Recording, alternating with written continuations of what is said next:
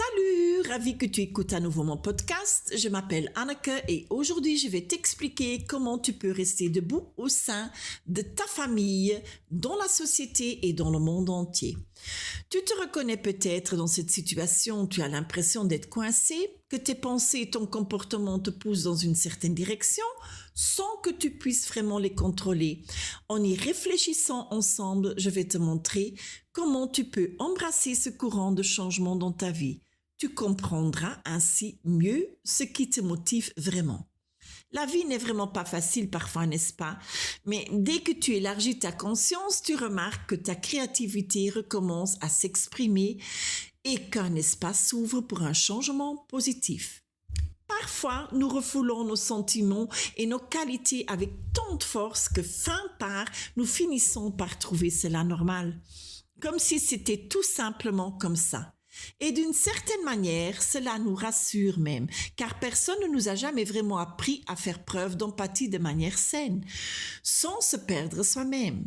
Je m'y reconnais tout à fait, parce qu'enfant, j'étais très créative, je dessinais, je peinais et j'étais aussi très sensible. Je sentais immédiatement quand quelqu'un ne se sentait pas bien ou était en colère, et ça me parvenait tout simplement.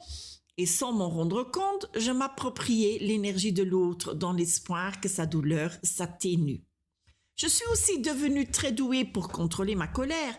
Je faisais comme si tout allait bien, je m'adaptais, je faisais en sorte que l'autre se sente bien et tu connais peut-être ça, tu ressens plein de choses, mais tu les ravalais parce que ça fait des histoires.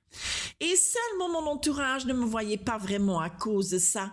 Je ne me sentais pas importante et on ne se rendait pas vraiment compte de l'impact que cela avait sur mon psychisme et ma santé spirituelle. Je me refermais donc de plus en plus sur moi-même. Introversion, refoulement, et c'est devenu un schéma récurrent. Et si tu te reconnais là-dedans, continue à écouter car c'est justement ça la clé si tu veux changer quelque chose. Quand j'essayais d'être moi-même, je remarquais que ma famille s'en irritait souvent, comme si ma singularité était suspecte. Ils pensaient que je jouais les mystérieux ou que je cachais quelque chose, mais qui j'étais vraiment ne semblait pas compter. J'avais l'impression de ne pas avoir de valeur, de ne pas mériter que quelqu'un fasse l'effort de me comprendre. Et je me souviens encore très bien de la façon dont ma mère pouvait parfois s'en prendre à moi, de manière vraiment disproportionnée. Et mon père, lui, il prévenait rarement ma défense. Et cela rendait ma nature empathique très vulnérable. Je me sentais sans protection. Ma sensibilité naturelle, mes dons, ma passion, mes expressions spontanées, tout cela s'est lentement effacé. Et à la place, il y avait travailler dur, faire de mon mieux, réfléchir de manière logique, prendre des responsabilités, devenir forte et ça sur le plan pratique et mental. Je ne vivais presque plus qu'avec ma tête. Mon cœur ne jouait plus aucun rôle dans mes choix depuis longtemps. Et quelque part, on m'avait transmis ce message, ne te fie pas à ton intuition. Ce que tu ressens et exprimes naturellement est faux. Bon, en bref, ma sensibilité était constamment mal comprise. Et soyons honnêtes, c'est un malentendu, mais il y avait souvent un message caché derrière, celui selon lequel, en tant que femme, il fallait rester modeste, connaître sa place et surtout ne pas prendre trop de place. Beaucoup de gens vont se reconnaître là-dedans et c'est exactement le but recherché. Car voyez-vous, tout ce que vous rejetez en vous ne disparaît pas. Cela ne fait que s'enfoncer dans l'ombre et faire ces parties de vous que vous n'aimez pas, que vous préférez ne pas montrer ou que vous avez dû refouler un jour pour tenir le coup. Et à ce niveau-là, tu te trahis en fait toi-même. Cela a un impact énorme sur la façon dont tu réagis, dont tu te comportes et même sur les choix que tu fais. Et si tu te dis alors, je ne suis pas satisfait de la façon dont je vis ma vie, oui, c'est logique si tu es en quelque sorte à moitié endormi. M'éveiller est donc vraiment le message que je t'adresse. Tu connais peut-être cette expression, Faire toujours la même chose en espérant que cette fois-ci, ça se passera différemment. Et quelque part, tu t'entends penser, ça ne peut pas continuer comme ça, ou ça ne marche pas, ou même si je reste coincé là-dedans encore plus longtemps, ça va me détruire. C'est ce que j'appelle vivre à partir d'un niveau de conscience bas.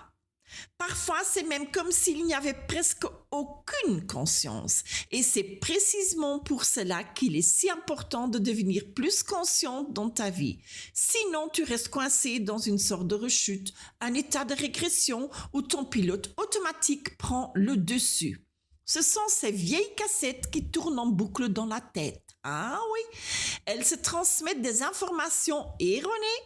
Et très souvent, cela nous ramène à cet enfant intérieur négligé, cette partie de toi qui autrefois n'a pas été vue, entendue ou protégée. Et c'est à partir de là que beaucoup de gens tombent dans la codépendance, se perdre dans les relations, se